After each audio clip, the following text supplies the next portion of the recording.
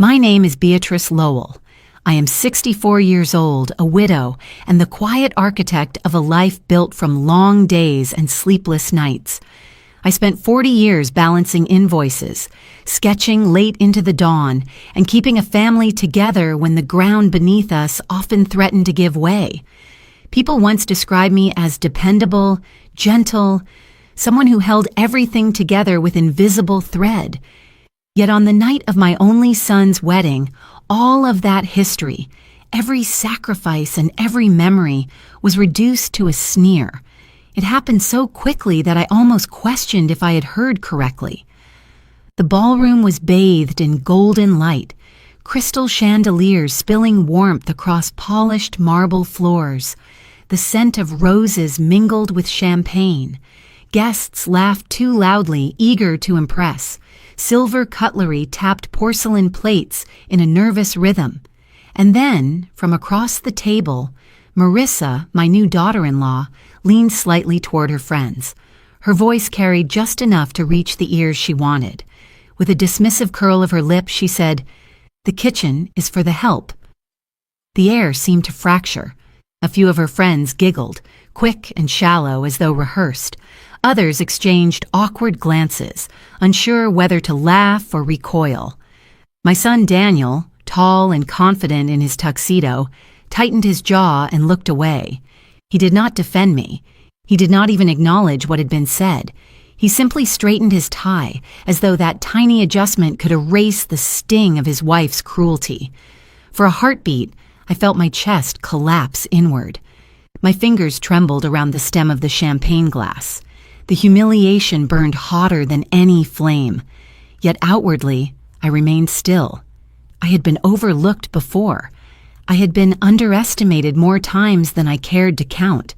But something about the way her words sliced through the air, the way she turned me into invisible furniture at my own son's celebration, made me realize that silence this time would no longer serve me. So I smiled. Not the soft, forgiving smile of a mother, not the polite smile of a hostess. It was thin, deliberate, sharpened by decades of restraint, the kind of smile that precedes an earthquake. I reached for my phone. Its weight was small, but in that moment it felt like steel. With practiced ease, I pressed a single number. When the familiar voice of Richard, the firm's financial director, answered, my tone was steady. "Block every account forever." There was no hesitation, no request for clarification. Richard had worked beside me long enough to know that when I spoke like that, it was final. "Understood, Mrs. Lowell," he said, his voice clipped. I ended the call, slid the phone back into my clutch, and folded my hands in my lap. The reaction was instant, though silent.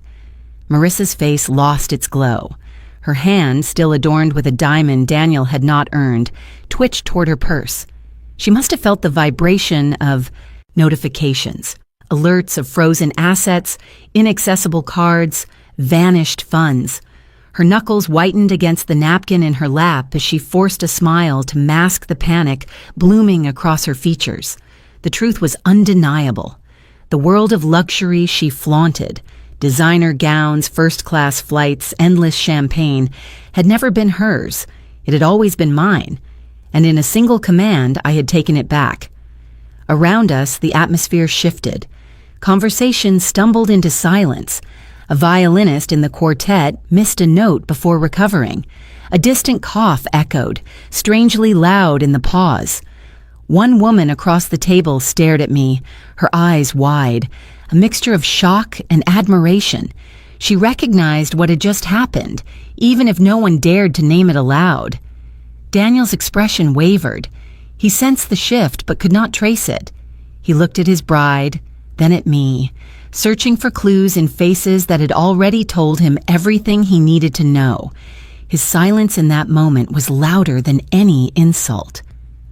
I sat perfectly still. I lifted the untouched glass, held it near my lips, then set it back on the linen tablecloth without drinking. The gesture was small, but it carried the weight of finality. The power dynamic in the room had turned on its axis, and every guest felt it. Marissa attempted to laugh again, but it came out brittle. She smoothed the fabric of her gown, eyes darting across the room for someone to anchor her, but no one met her gaze. She was alone in her unraveling. And me? I breathed. For the first time in years, I breathed without carrying the weight of someone else's entitlement on my back. That wedding, meant to symbolize legacy and continuity, had instead become my quiet declaration. They thought they could erase me with one cruel sentence. They thought age had dulled me, that grief had weakened me, that silence meant surrender. But they did not know that silence, when wielded carefully, can roar louder than thunder. They had underestimated me for the last time. I let my eyes travel around the table. Guests shifted in their seats, uneasy. Daniel fumbled with his cufflinks. Marissa swallowed hard, her smile crumbling. And I realized in that precise moment that this night was not their victory. It was mine. They believed they had humiliated me into irrelevance, but they had only reminded me of my own strength. And here is the truth I carried like a secret blade. That phone call was only the beginning. They thought I had given them everything already, but they had no idea. I still had more than one call left in me. And this story, the one I'm about to tell you, begins with that single smile, that single order, and the silence that followed. After the wedding night shifted in that single moment of silence, my mind did something curious. It carried me backward. It is strange how humiliation can stir not only anger, but also memory, unspooling years of sacrifice like a reel of film. Sitting there, surrounded by music and laughter that no longer touched me, I thought of the girl I once was, of the woman I became long before anyone called me invisible. I married young, perhaps too young, though in those days it felt right. His name was Michael. He had a laugh that filled a room, a laugh so deep it rattled the windows of our first apartment when he told me stories late at night. We didn't have much. A crooked table, chipped mugs, the second-hand couch where we fell asleep more often than in bed. But what we lacked in wealth, we made up for in devotion. Michael was a carpenter, hands always dusted with sawdust, and he carried the scent of cedar everywhere he went. For 10 years, he was my partner in every sense. We shared everything: bills paid late, mornings with burnt coffee, dreams of a little house with a garden. Then came Daniel, our miracle child, whose arrival felt like the universe handing us a reason to keep fighting. We were so proud of every messy drawing he taped to the wall, every first step, every mommy shouted down the hallway. But life, I learned, does not negotiate. When Daniel was 7, Michael grew sick. At first, we thought it was exhaustion, long hours in the shop, too many skipped meals. Then the diagnosis arrived like a hammer splitting wood, an illness too ruthless to bargain with. Within a year, he was gone. Just like that, my laughter vanished. I was 35, a widow with a boy who still needed bedtime stories and scraped knees kissed. Grief had no time to settle into me. There were bills stacked high, and Daniel's little shoes that wore thin too quickly. I remember standing in the kitchen one night, the clock ticking past midnight. Daniel was asleep in his small room, his school bag slouched in the corner.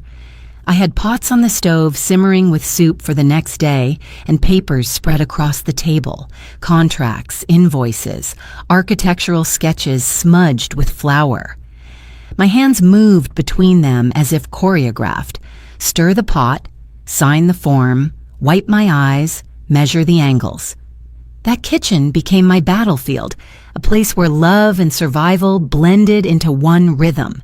And it was in that very kitchen that I found the object I have kept for nearly 3 decades, a card Daniel made at school. It was nothing more than folded construction paper, uneven letters scrawled in crayon, but the words branded themselves into me. On the front, he had drawn a stick figure with curly hair, holding a hammer. Inside, it read, "Mommy is my hero." That card is still with me. The corners have curled, the colors faded, the crayon smudged by years of my fingertips tracing the lines. Whenever exhaustion threatened to crush me, I opened that card. Whenever clients dismissed me or banks turned me away because I was just a woman, I pressed it to my chest and remembered that one little boy believed I could conquer the world. I worked relentlessly.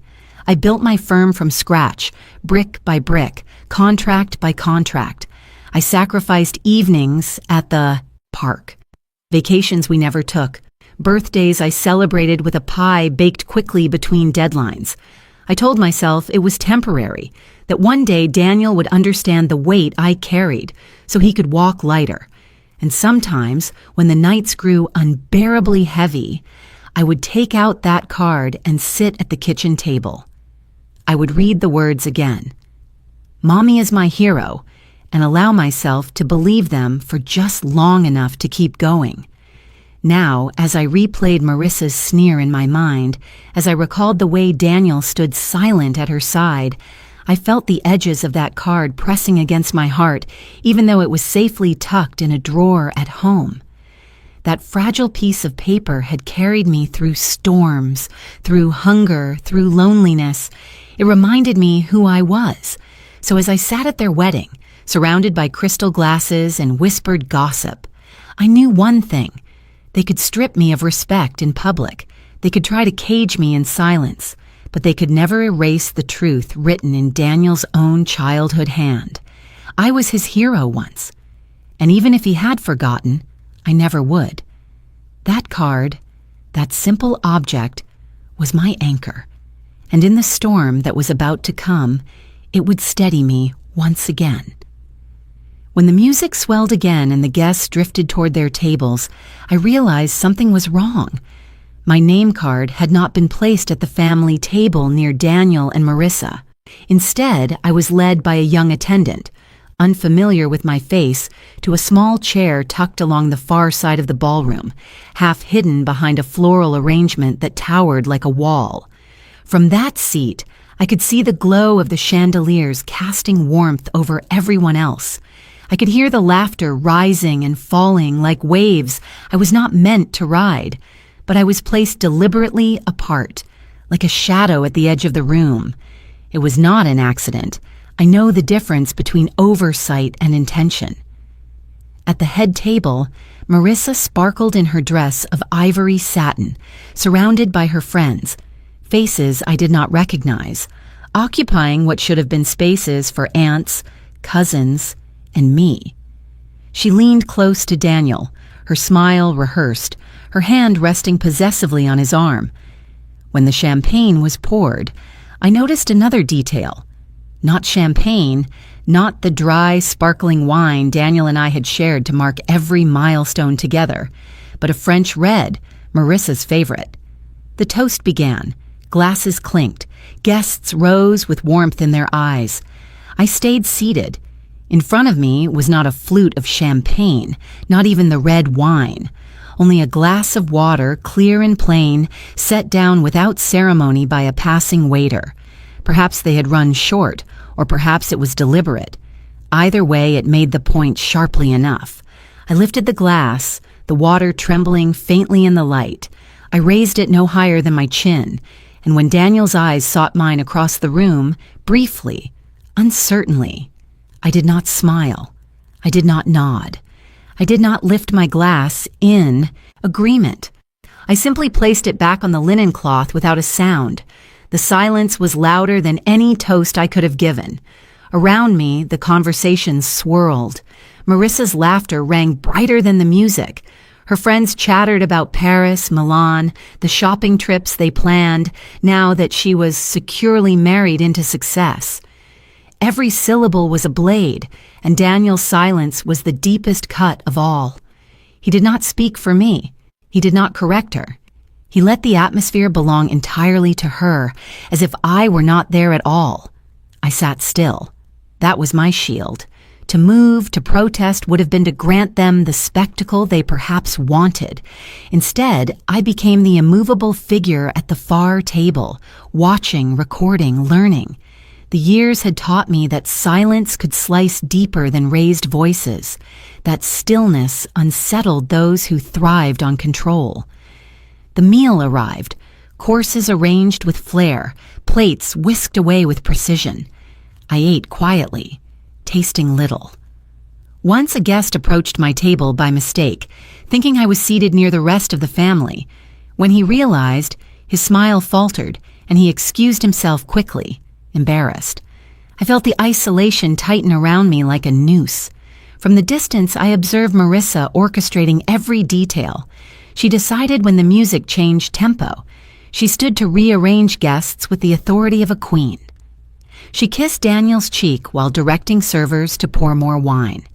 He followed her gestures with obedient ease, and each time his silence grew heavier in my chest. When dessert arrived, she glanced toward me for the first time that evening, not with warmth, not even with polite acknowledgement. Her eyes carried a flicker of triumph. She had placed me in the shadows and believed she had won. She mistook my composure for defeat. I reached again for my glass of water, cool against my fingertips. The room cheered for the new couple, forks clinking on plates. I lifted the glass just slightly, catching the chandelier's light, then set it down once more without a sound. My quiet refusal to join the charade drew no applause, but it echoed in my bones.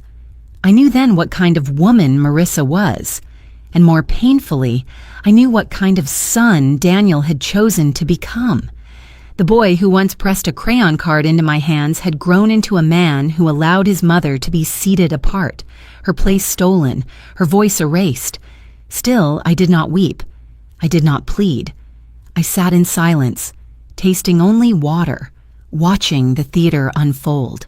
And as I sat there, I felt the stirrings of something deeper than sorrow, a quiet, sharpened resolve. Because silence, when chosen, is not weakness. It is preparation. After the dinner plates were cleared and the music softened into something slower, I slipped away for a moment, needing air. The hotel's marble hallway stretched long and cold, lined with tall mirrors and doors that opened into smaller rooms.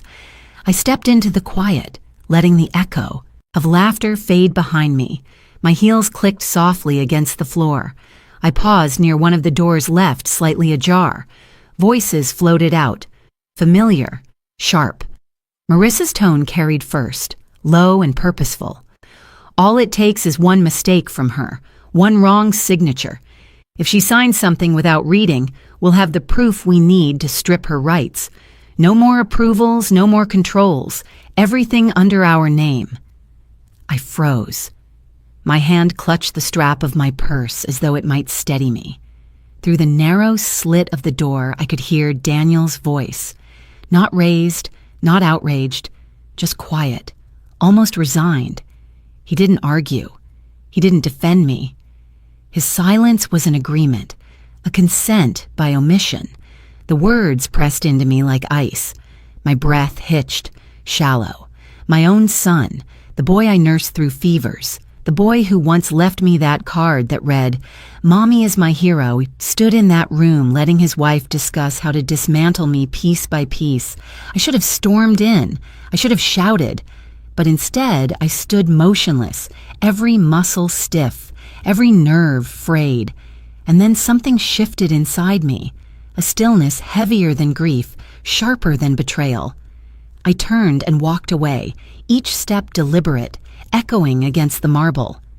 Back in my chair at the far edge of the ballroom, I kept my face composed. No one saw the quake inside me.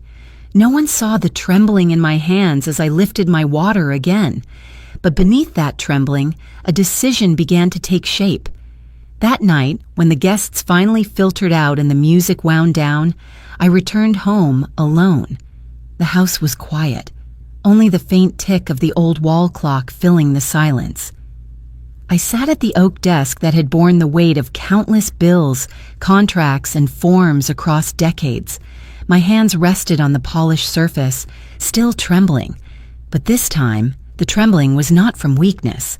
It was the final tremor before steel hardens. I dialed a number etched into memory. My attorney, a man who had known my husband, who had once drawn up the papers that built the foundation of our estate. His voice on the other end was steady, grounding. "I need to make changes," I said, my voice low but firm. "Everything must go into a private trust, effective immediately. Every account, every asset. I don't care how late it is. Draft the papers tonight." There was a pause, then a quiet, "Understood." When the documents arrived the next morning, I sat again at that desk, sunlight filtering pale and gray through the curtains. My fingers hovered over the pen, the weight of the decision pressed into my chest, and then I slowed everything down. I looked at my hand, veins blue against thin skin, the knuckles stiff with age. They trembled as they always had these last months, a reminder of time's grip. But I placed the pen down with care. I steadied it against the page. I signed my name once, slowly, deliberately, each curve of the letters written as if carved into stone. My hand shook when I set the pen aside, but inside, something steadied. I whispered to the quiet room, to the ghosts of my husband and to the boy Daniel used to be, "This is the last time I tremble because of them." The papers were sealed. The assets moved beyond their reach. No careless signature could undo me now. No manipulation could trick me into surrender. The quiver in my hand no longer belonged to fear. It belonged to transformation. When I leaned back in the chair, the old card fluttered down from the shelf above. "Mommy is my hero." The edges worn soft by years. I let my fingers brush it once. Then I set it gently back in place. They thought I was fragile. They thought I could be erased. But I had signed not just papers that morning. I had signed the beginning of their awakening. The morning after signing those papers, I woke to a stillness that felt different. Not the numb silence of despair, but the calm after a storm finally breaks. The air in the house was crisp, touched by the scent of coffee drifting from my kitchen. For once, I wasn't rushing to meet someone else's needs. I poured myself a cup and sat near the window, watching the light slide across the old oak floor. It was then my phone buzzed. A message from Clara, an old friend I hadn't seen in years. We met when our boys were in grade school, long before life had carved such deep lines between who I was and who I had to become. She had heard through a mutual acquaintance that Daniel was married now. "I'd love to see you," she wrote. "I'll be in town today. Coffee?" I hesitated. My instinct was to retreat, to keep my shame private. But something inside nudged me forward. I replied yes. That afternoon, I drove to a small cafe tucked off Main Street. Clara was already there, sitting at a corner table, her silver hair catching the sunlight. She looked up and smiled, her face lined not with weariness, but with a kind of strength I instantly recognized. "Beatrice Lowell," she said warmly, standing to hug me. "It's been too long." Her embrace was steady, grounding. We sat, and for a while we exchanged the small talk of old friends. But Clara's eyes were sharp. She saw through the veneer I tried to wear. "You look thinner," she said softly, not as a judgment, but as an observation. "And quieter. Something's weighing on you." I lowered my gaze to the cup between my hands, steam curling into the air. "It's Daniel," I admitted, "and his wife. They treat me as though I am already gone, as though the years I spent building this family, holding it together after William died, were nothing more than dust." Clara's expression shifted, her jaw tightening. "I remember those years," she said. "I remember you working 2 jobs, showing up to school plays, carrying that boy through every storm.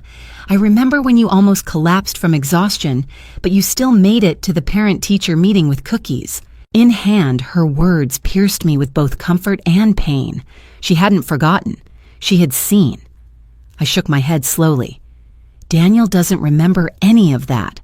Or maybe he does, but chooses not to. And Marissa... My voice faltered. She sneered at me at their wedding, told me the kitchen was for the help, and Daniel said nothing. For a long moment, Clara was silent. She reached across the table and placed her hand over mine, firm, unshaking. "They may have forgotten," she said quietly, "but I have not. I remember who built that house, who gave every piece of herself so that boy could stand tall enough to have a wedding in the first place. They may rewrite the story to fit their comfort, but truth has its witnesses. I am one, and you are another." Something in my chest loosened at her words. For weeks, months, maybe even years, I had felt invisible, erased by the very people I had given everything to. But sitting across from Clara, I realized I was not alone.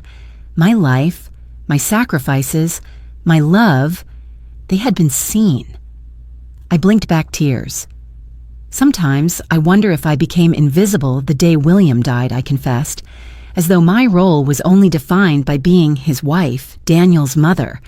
Without them, I don't know who I am anymore. Clara squeezed my hand.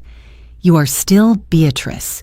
You are the woman who held the walls upright when they wanted to fall. You are the one who poured love into every empty space. They can ignore it, they can disrespect it, but they can't erase it. That kind of devotion leaves a mark too deep to vanish." Her words were not grand. They were not wrapped in pity or dramatics. They were simply true. I inhaled deeply, letting the truth settle inside me.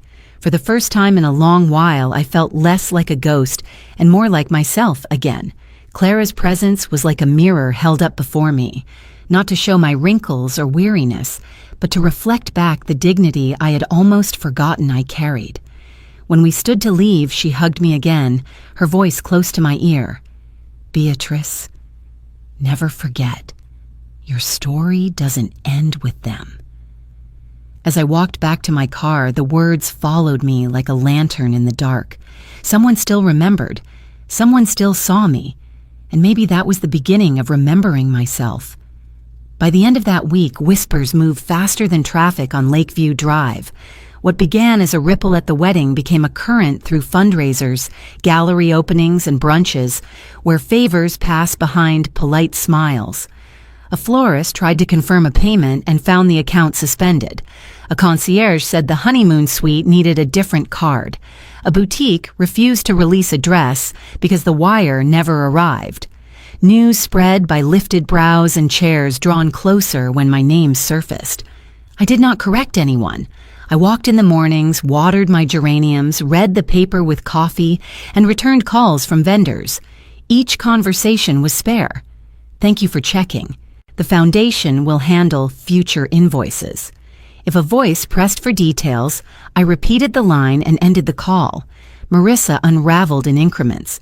She blamed clerical errors, then jealous parties, then an unnamed saboteur. I did not reply. I folded laundry, the clean scent steadier than any apology typed on a screen. Daniel called twice the first day, 4 times the second, and sent a message long enough to wrap a city block. He wanted clarity. He wanted to protect his wife. He wanted me to explain so he could reassure donors. I read until the lines blurred, then turned the phone face down. His silence at the wedding had felt like a verdict.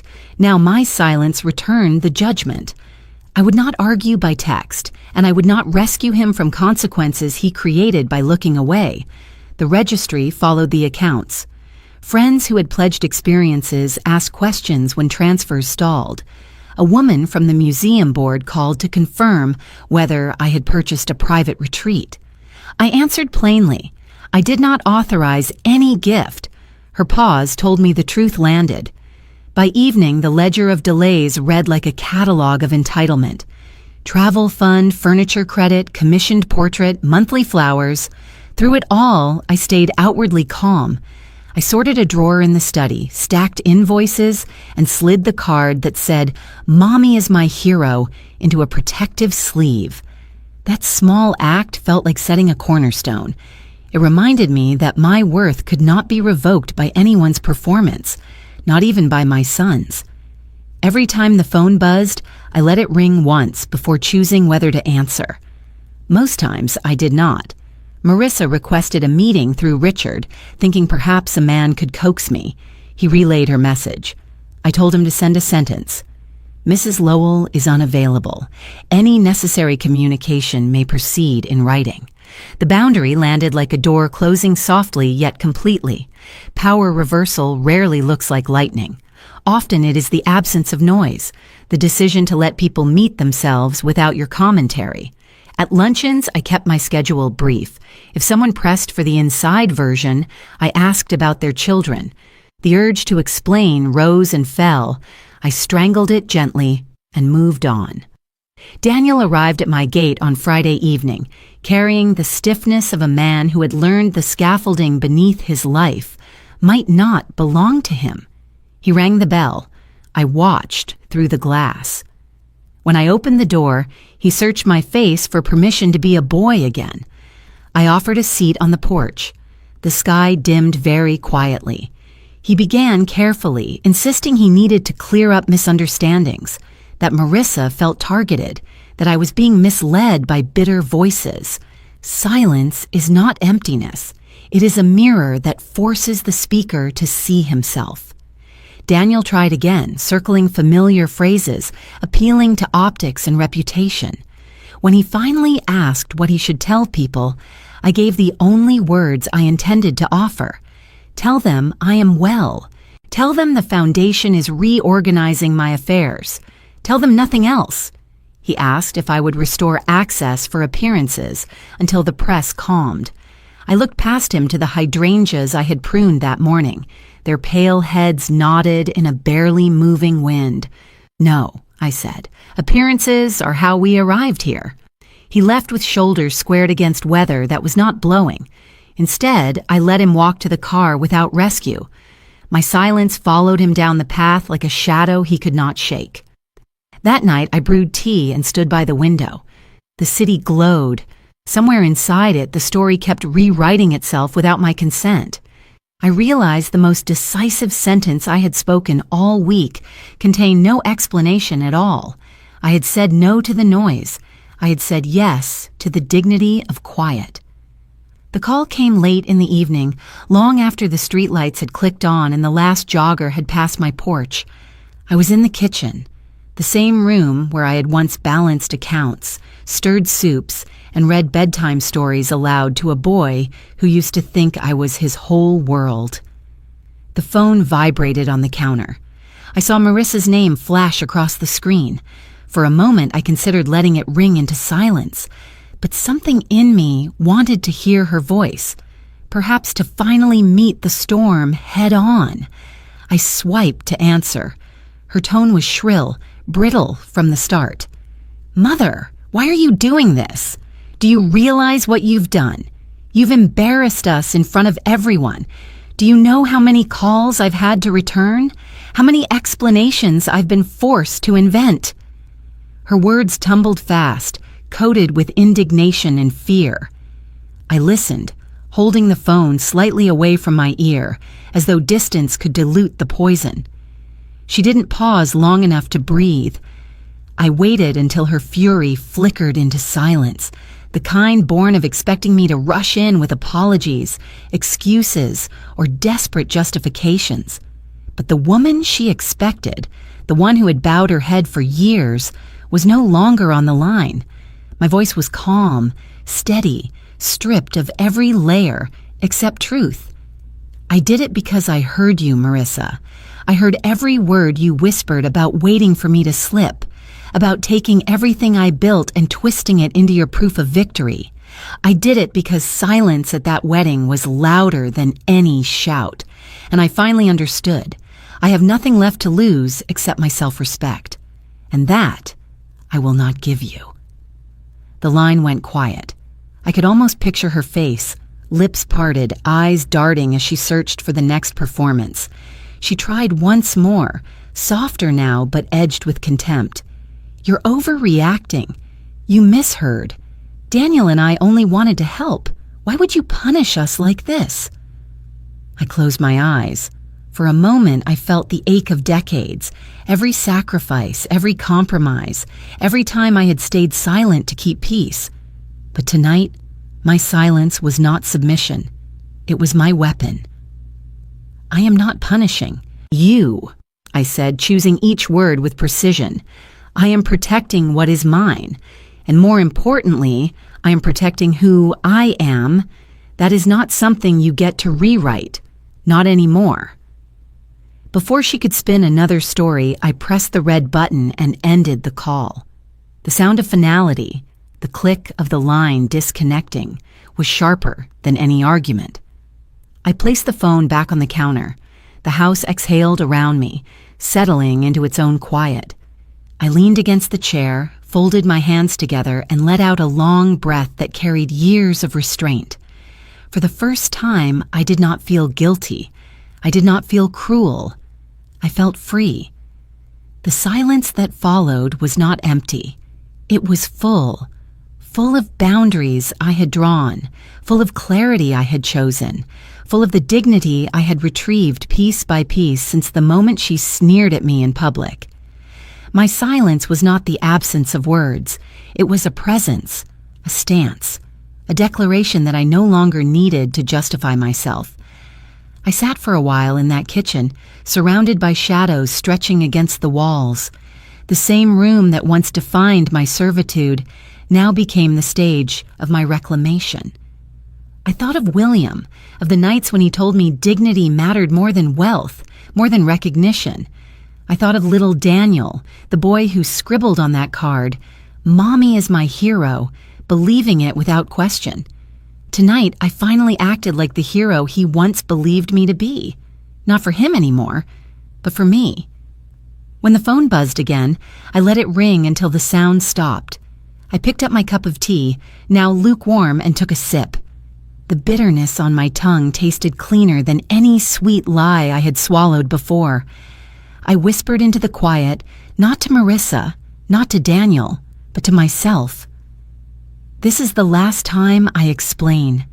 From here on, silence will speak louder than anything I could say." Then I turned off the kitchen light, leaving the room in soft darkness, and walked upstairs with a steadiness I had not felt in years. The chapter of begging for their respect was closed. What began now was mine alone. By midweek, the calls coming to Daniel were no longer congratulations, but cautious reversals. A development fund postponed the ribbon cutting. A licensing partner requested a governance review. A lender declined to extend the bridge line he had counted on. An architecture firm withdrew from a joint proposal, citing uncertainty. His assistant forwarded each notice with strained politeness. Richard replied with one clean line, stating that the foundation was reorganizing my affairs and that no one else spoke for me. Marissa fared worse because her currency had always been image. The florist demanded payment before delivery. The boutique refused to release the couture gown.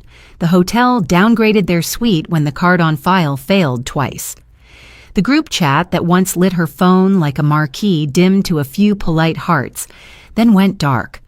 Friends who loved borrowed glamour found other tables. Without easy spending, she learned how quickly certain loyalties vanish when the music shifts. I did not correct rumors or provide context. I trimmed hydrangeas, watered geraniums, dusted frames on the stair, and polished the glass over a photograph of Daniel at 10 with frosting on his nose. Each morning I answered only essential calls. Each afternoon I walked a quiet loop around the lake. My calm was not a performance. It was a boundary set like stone. When guilt nipped at my heels, I told myself the truth. I protected what I built and needed no permission. The first time I saw them after the wedding was at a museum benefit Clara urged me to attend. The atrium glowed with suspended lights while a jazz trio stitched the room with soft brass. I wore a dark dress that did not ask for notice and stood by a bent steel form like a rib cage, relearning breath. Clara looped her arm through mine. She moved like a woman who had survived storms and filed the weather inside. Daniel entered first, scanning the room with the bright grin he used when business was sport.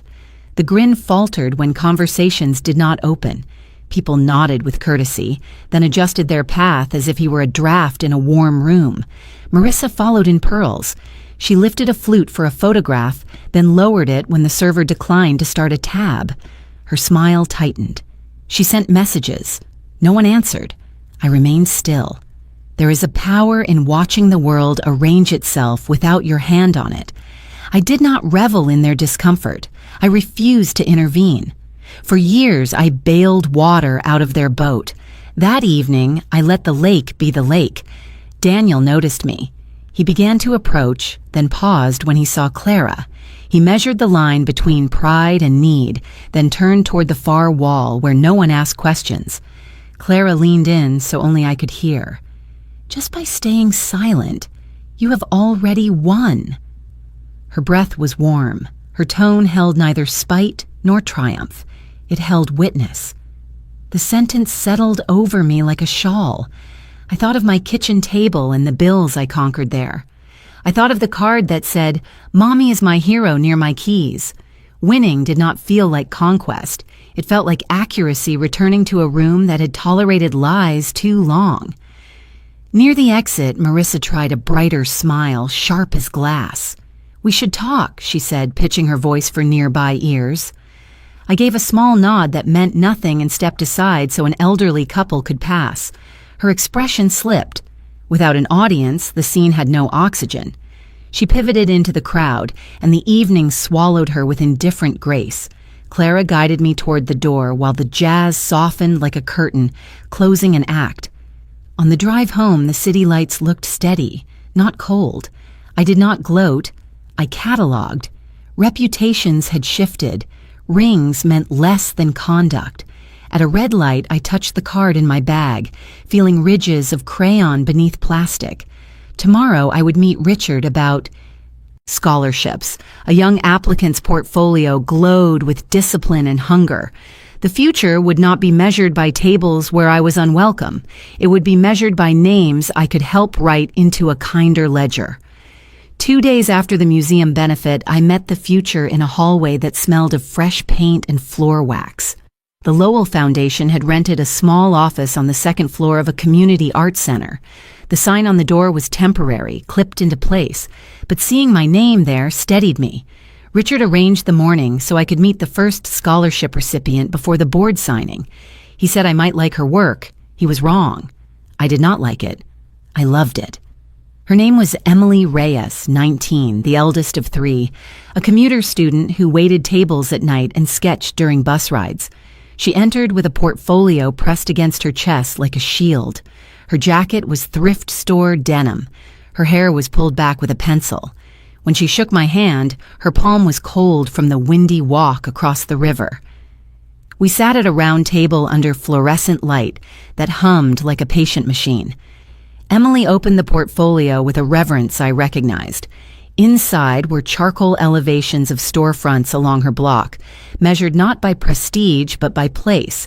A laundromat tagged with afternoon sun, a corner bodega framed as cathedral, an apartment stoop rendered with attention to chipped brick, rust stains, and shoe scuffs. I saw discipline. I saw hunger.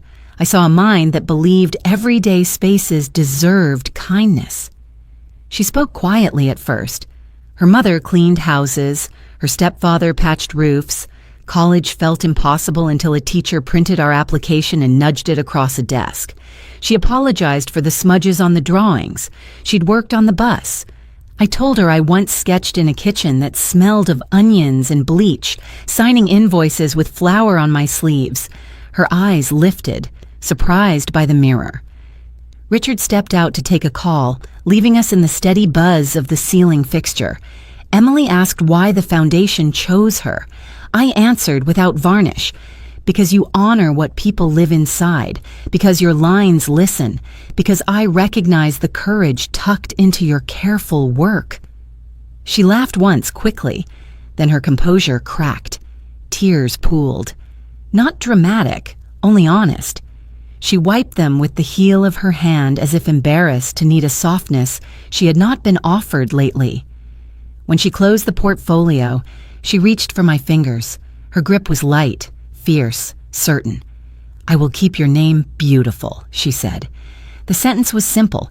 It landed like a bell. My throat tightened. Beauty, I realized, was not the glitter my daughter-in-law hoarded. Beauty was what this young woman intended to do with a chance. We toured the studio classrooms. She touched every drafting table as if greeting an altar. She told me about the staircase at her grandmother's building that vibrated when the train passed. How she learned to time her steps with the rumble so she would not stumble. How design, to her, meant listening for vibrations and adjusting the world to lessen their shake. The definition was perfect. Before she left, I slid a thin envelope across the table. Inside was the first stipend and a transit pass. I asked her to send me her process pages once a month. I did not want polished posters. I wanted smudged trials and messy notes. She nodded like a soldier accepting orders. At the door, she paused. "My block knows your last name," she said. "They will think of wealth. I will make them think of welcome." Then she was gone, quick down the stairs, a flash of denim and pencil. I stood alone in the humming light and understood that the story of my name had changed without a single speech. I did not need a wedding to confirm legacy. I needed rooms like this and students like her. The card in my purse pressed against my wallet. For years, I had read "Mommy is my hero" to survive another shift. Today I read it and understood the assignment anew. A hero makes space. A hero builds doors. A hero hands over keys. Outside, the wind pushed at the banners. Pigeons shuffled like clerks across the plaza. I called Clara to tell her about Emily. She answered on the first ring and listened as I described the laundromat cathedral. When I finished, she laughed softly. "There she is," she said. "There is the woman who built a house and invited the neighborhood in." Daniel came to me on a gray morning when the clouds hung low enough to press against the roofs. I had not seen him for weeks, though his absence carried its own presence. Whispers reached me. Failed meetings, doors closed, silence where applause once echoed. I thought he would send a letter, or worse, nothing at all. Instead, he appeared at my door, older in the face than he had ever looked, carrying something pressed flat against his chest. It was the card, the same small card drawn in a child's earnest hand, with marker letters crooked but triumphant. "Mommy is my hero." I recognized the smudges from greasy fingers, the faint scent of paste from school craft bins. My breath caught because I had not touched it in years.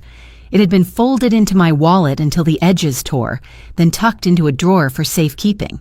Now, in Daniel's hands, it looked like a relic discovered after a flood. He stood awkwardly, as if the threshold were a courtroom. His voice was not steady when he spoke.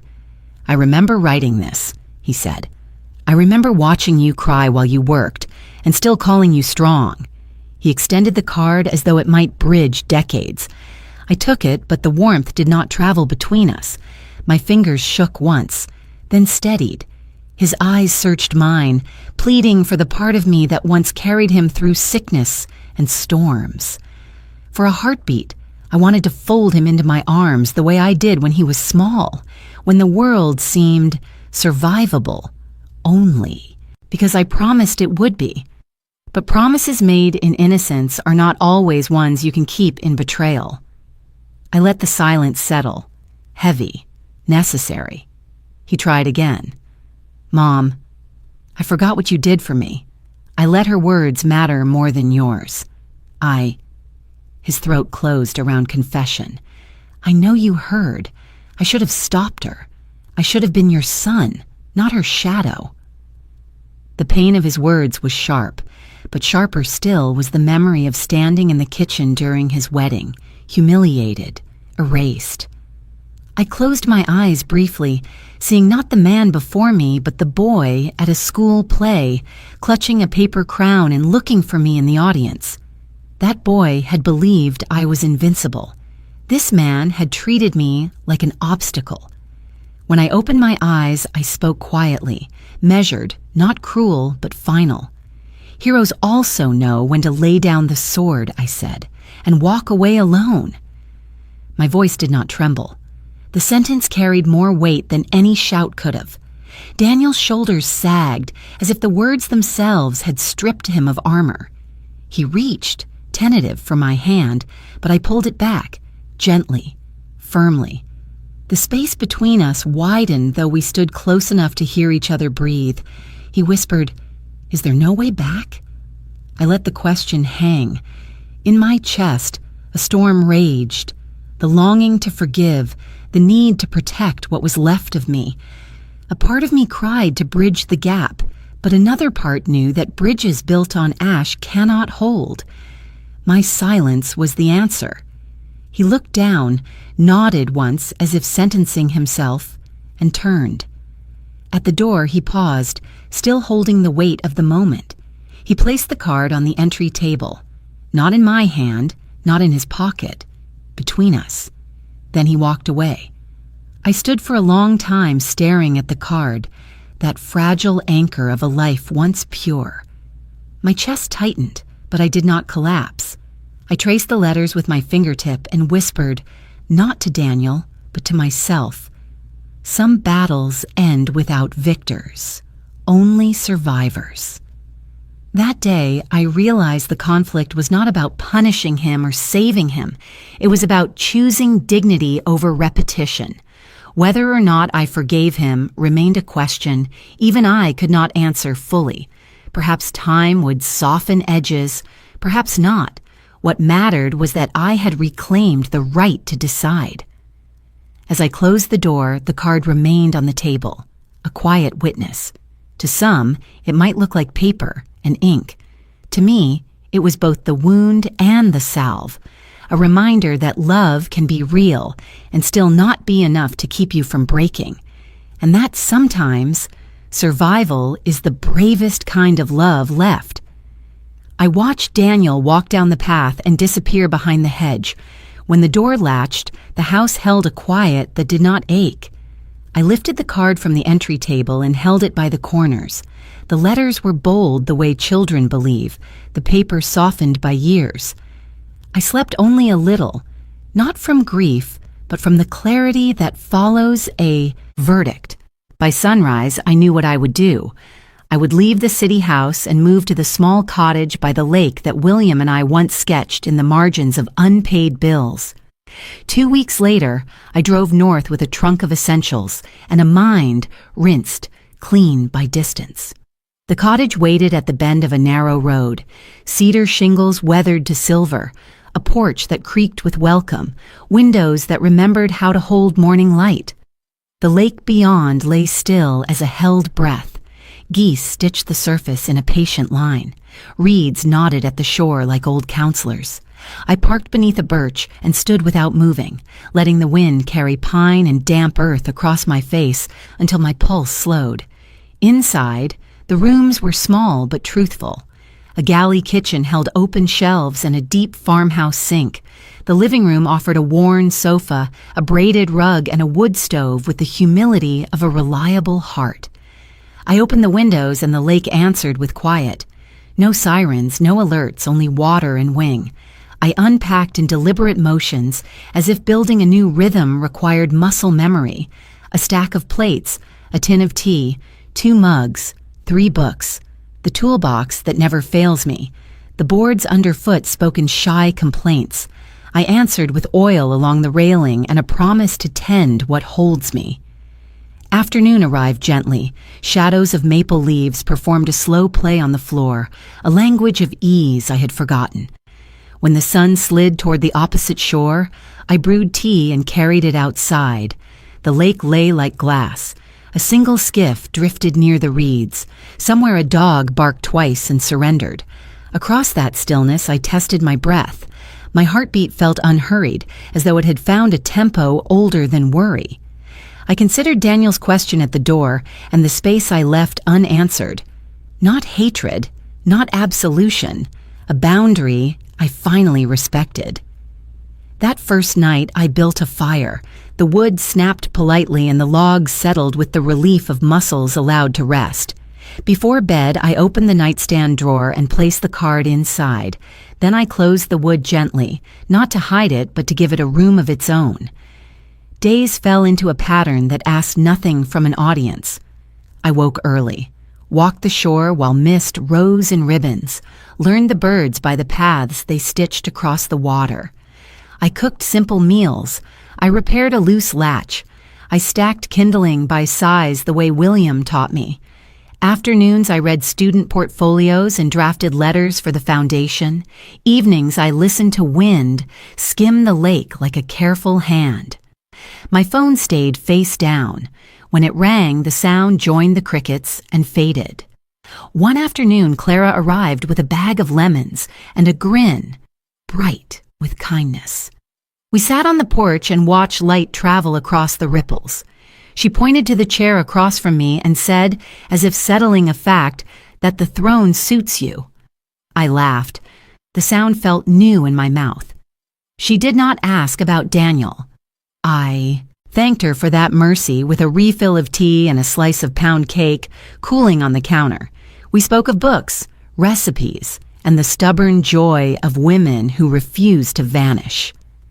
Near dusk, after she left, I carried the card to the kitchen table and set it in the center. The sun had dropped low enough to pass through the bottle glass of the window. Gold broke into flecks across the paper. The words, "Mommy is my hero," glowed as if newly written. I did not weep. I let the light do what light knows how to do, reveal without noise, bless without argument. That moment was both closure and dawn. The house did not feel empty. It felt rightful. The lake kept its promise of quiet. The porch promised company when I chose it. The card promised fidelity to myself that nothing could revoke. I touched the table once and made a vow I could keep. I would live here honestly. I would give with discernment. I would guard the room where my name stays clean. When the last light slipped off the edge of the paper, I turned on the lamp and set water for tea, unafraid of the night and the new life it invited. The knock on my cottage door that morning was not urgent but steady, as if it carried memory rather than need. When I opened it, Clara stood with a wicker basket hooked over her arm, her smile blooming before the words formed. Inside the basket was a glass jar of preserved lemons, the rinds glowing like captured sunlight. She said she had made them the way her mother once showed us both, back when we were young wives learning how to stretch $1 and add brightness to plain meals. I took the jar from her hands with care. When I held it up, the sunlight pouring through the glass turned my kitchen golden. We settled on the porch, two women no longer rushing, the lake stretching wide and forgiving before us. Clara placed the jar between us on the little table, as though it deserved its own chair. She laughed that we had shared recipes, grief, even silence, but never a legacy. The word hung in the air, both weighty and delicate. I poured us tea, steam curling into the morning air, and waited until she was ready to say more. She leaned back in the wooden chair, eyes narrowing at the horizon where the line between water and sky blurred into one. Then she turned toward me and spoke slowly. "Legacy," she said, "is not the house you build or the accounts you guard. Legacy is who will keep your name spoken with respect when you are no longer there to defend it." I let the words settle. They carried more truth than any will or deed of trust could. I thought of Daniel, of Marissa, of the hollow way their names echoed in rooms that once held laughter. I thought of Emily, the young scholarship student whose hand had clasped mine and promised to carry my name with dignity. And I thought of Clara herself, who never let the world forget that I once stood strong, even when others tried to reduce me to silence. I asked Clara what legacy she believed she would leave. She smiled with a softness that comes only from years of enduring and forgiving. She said she hoped it would be laughter carried in the kitchens of her grandchildren and the quiet strength that her daughters might remember on the days they doubted themselves. She told me that money fades, houses decay, and photographs curl with time, but respect, earned by choices made in hardship, remains. We sat a long while in the kind of silence that strengthens rather than weakens. The jar of lemons glowed in the center like a small altar. I realized that in my decades of chasing provision, protecting assets, and shielding Daniel from the cold of the world, I had already built a legacy, not in the numbers of accounts or the brick of houses, but in the card he once wrote with a crayon, in the foundation now carrying students into brighter futures, in the friends like Clara who never let me disappear. I told Clara that I once feared dying forgotten, as though my years of sacrifice would vanish into paper shredded or balances erased. But now, sitting by the lake with her, I understood. My legacy was already alive, breathing in students like Emily, in neighbors who remembered my hand reaching across a fence, in the women who would repeat my story to steady themselves when life asked too much. Clara reached across the small table and pressed her hand on mine. She said gently, "That is why you still stand tall, Beatrice, because your legacy is not waiting to be written. It is already written in the respect you command without lifting your voice." The wind shifted. The porch board sighed. I lifted the jar, turning it slowly in the light, and whispered that perhaps legacy is also in small gifts like this, preserved with care, handed across years, reminding us that what we keep alive in one another lasts longer than any estate. Clara raised her cup of tea toward me. I raised mine in return. We drank in quiet agreement. In that moment, I felt no bitterness, only clarity. When my time ends, I do not wish to be measured by what I owned. I wish to be remembered by how gently I could still hold respect, even after being bruised by betrayal. As the sun leaned westward, Clara stood, kissed my cheek, and promised she would come again with more lemons, more laughter, more reminders. I watched her walk down the path, the basket swaying, and thought to myself that legacy, indeed, is never the marble we carve. It is the way another voice will say your name with tenderness after you are gone. The morning the headline broke, I was sitting by the window with my tea, the steam lifting into the cool air. The paper had been slid under my cottage door, its crisp folds still smelling faintly of ink. Across the front page, bold letters announced that Beatrice Lowell had withdrawn completely from Sinclair Holdings, liquidated her remaining assets, and transferred the fortune into the Lowell Foundation for Education and Women's Resilience.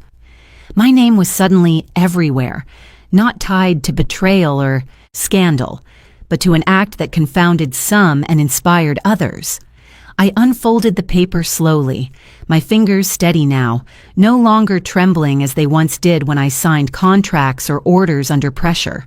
The photographs showed the Sinclair headquarters, dark windows glinting like cold eyes, and below them, a smaller picture of Emily shaking my hand at the scholarship reception. The contrast was striking, almost poetic. The columnists debated my decision. Some sneered that I had abandoned family duty. Others praised me for breaking chains of greed and redirecting power where it might matter most. In the society pages, voices buzzed with both criticism and awe. At the country club, I imagined Marissa trying to explain to her circle of friends why the accounts no longer swelled with endless indulgence. In the boardrooms, Daniel was likely fielding questions about why his mother had chosen principle over empire. But here, in the stillness of my cottage, the clamor seemed far away. I turned each page with care, reading the analyses, the gossip, even the sharp words that labeled me cold. For once I did not feel the sting of judgment. I had no need to defend myself, no urgency to craft explanations. My actions were their own language, clear to those willing to listen. I recalled Clara's words about legacy, how it is not what you hoard, but what lingers when your name is spoken in rooms you never enter again. She was right. Already, letters had begun arriving at the post office box I kept. Students thanking me for scholarships, women in shelters writing that they saw hope reflected in what I had done. Their words outweighed the columns of criticism by 1,000-fold. I sipped my tea, its warmth steady against the cool breeze, and let the chatter of the outside world flow past me like water. The world could debate whether I had been ruthless or wise, selfish or generous. None of it mattered now. What mattered was the quiet certainty in my chest, the stillness of knowing I had reclaimed my dignity and redirected it towards something that could not be stripped away. Through the window, the lake shimmered in the morning light. I thought of how the surface could look so calm while currents moved powerfully beneath. That was me now, no longer rushing to prove myself, no longer pleading to be seen, but steady, composed, holding depths no one could disturb. I folded the paper closed at last and set it on the table beside the jar of lemons Clara had brought days before. Both, in their own way, were symbols. One shouted my story to the world, while the other whispered it to me alone. Together, they reminded me that legacy lives both in public memory and in private friendships. When I rose from the chair, I did not feel the need to carry the newspaper with me. I left it folded neatly on the table. Those who needed to read about me would read. Those who needed to judge would judge. And those who needed to be inspired would be inspired. My work now was to live in the freedom of having nothing left to prove. As I stepped onto the porch, the boards creaked beneath me, familiar and grounding. The air smelled of pine and damp earth, and I breathed deeply, filling myself with the scent of ordinary life. No gala, no board meeting, no courtroom could compare to this. My own choice, my own path. The headlines would fade, I knew. Another scandal, another figure would take my place soon enough. But the foundation, the scholarships, the quiet ripple of restored dignity, they would remain. That was enough. I whispered to the wind as though speaking to Daniel, to Marissa, to anyone still trying to understand. I do not owe you my silence, and I do not owe you my defense. I owe myself peace. And at last, I have claimed it. I opened my journal after the headline faded and the kettle clicked off. The cottage was quiet. The lake breathed against the shore like an animal. I dated the page, uncapped my pen, and let the first line arrive. I no longer hope Daniel returns the right way. I only know I have returned to myself. The sentence landed cleanly, neither bitter nor sweet, a measurement I could live by. Writing has always been the architecture of my sanity. Walls first, then doors. I set down the facts in rows. The accounts were closed, the foundation funded, scholarship letters sent, the city house scheduled for listing. I wrote about preserved lemons. Sunlight turned the brine to gold. The jar felt like care passed from one woman to another. I wrote about the card Daniel made long ago, resting in the nightstand like a kept vow, its crooked letters still brave. Outside, a truck rumbled up the gravel drive at the old estate we had converted to student housing. The first tenants were moving in. I closed the journal, slipped it into my bag, and drove with the windows cracked. The air smelled of cut grass and charcoal. The house greeted me with soft echoes and fresh paint. Volunteers had scrubbed the banisters. New mattresses lined the rooms. A chalkboard near the entry listed names, and a request for patience while we learned the laundry schedule. The door opened wide to a parade. Emily stepped in first with a box against her hip, laughing as two students bumped shoulders in the doorway. She wore the same denim jacket and pencil behind her ear, but a ring of keys now hung from her belt like small bells. "Welcome home," I said. The words felt right in my mouth. They scattered like swallows, each drawn to a different corner of possibility. Someone set a radio on the kitchen counter. A melody shivered across tile and wood. Someone else opened every window, curtains lifted and fell like grateful breath. Emily put her box down and crossed the room to me. "We will take care of this place," she said, serious for a beat. Then her grin returned. "And we will keep your name beautiful." We both smiled at the phrase. It belonged to both of us. I walked through the room slowly, touching frames, straightening a lamp, answering small questions about outlets and storage. Laughter climbed the stairwell. Footsteps drummed a rhythm of youth I had not heard in years. They debated where to hang a poster. They negotiated shelf space with awkward grace. Someone brewed coffee strong enough to wake a city. It felt like a house learning to speak. Emily called from the porch and asked me to see the backyard.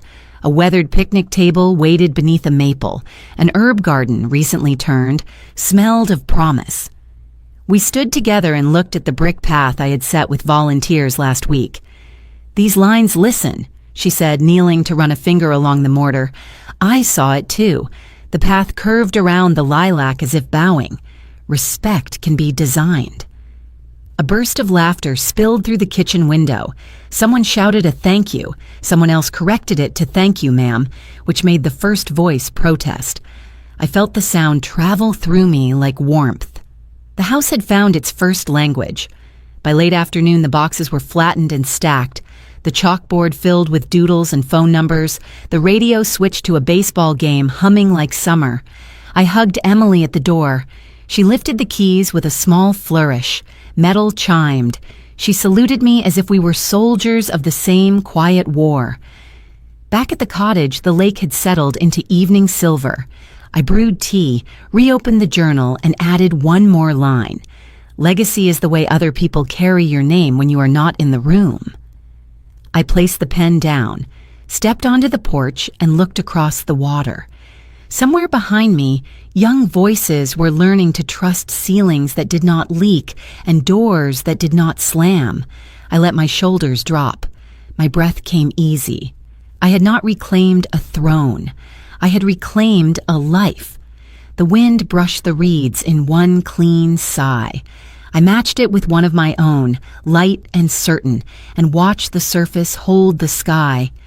I have carried you through my story, and now as I close these pages, I want to leave you with one truth that has carried me further than wealth, titles, or even family bonds. If you have ever been dismissed, if you have ever been turned into a shadow in your own home, or if you have ever felt invisible at the very table you built with your own hands, remember this: you still have the power to rise. You can stand, you can breathe, and you can end the performance they tried to script for you. Sometimes the strongest answer is not in shouting or pleading, but in silence and a step away. That silence is not emptiness. It is a declaration that you are no longer available for their cruelty.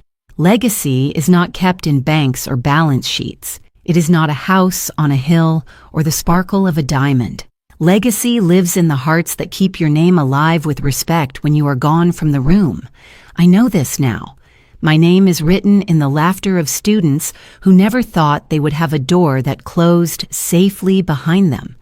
It is remembered in the hands of friends who never forgot who built the house before it was gilded. It rests in every life touched by the foundation I shaped, not because I wanted glory, but because I wanted decency to have a place to grow. And to you who are listening, who perhaps carry your own wounds quietly, you do not need to be the hero forever. You only need to decide when to lay the sword down and walk away with dignity. That choice is where healing begins. I made that choice at a wedding where they tried to banish me to the kitchen. I made it again when silence became my most powerful ally. And now, I make it every morning as I wake by the lake, open my journal, and write a line that belongs to no one but me. If you have faced a moment where you were treated as less than what you are, I ask you, what did you do? Did you rise? Did you walk? Did you reclaim yourself in the quiet? I want to know. Share it. Not only for me, but for the countless others who may be reading the comments, searching for a sign that they too can take their first step. Tell me, do you think I was wrong? Should I have given Daniel and Marissa another chance? Or was silence the only answer left to me? Let your thoughts flow. This is not just my story, it is a mirror for all of ours. Before we say goodbye, I would love to know, where are you watching from? Is it a quiet morning with a warm cup of coffee, where the world still feels soft and forgiving? Or is it a late night, where stories like this keep you company when the house has gone still? Let me know in the comments. We read every word with gratitude. And if this story has touched your heart, consider subscribing. Not just to hear more stories like mine, but to be part of a community that still believes in kindness, healing, and second chances. Time is the most precious gift, and you have chosen to share yours with me. For that, I thank you. Wherever you are, carry this story with you. And remember, sometimes miracles do not knock loudly at the door. They wait quietly in the corners of your life, patient, until you are ready to open your heart and see them for what they are. Take care of yourself, my friend. May your silence be strong, your dignity unshaken, and your legacy remembered not in what you owned, but in how you loved. We will meet again in the next story. Until then, hold on to the truth that set me free.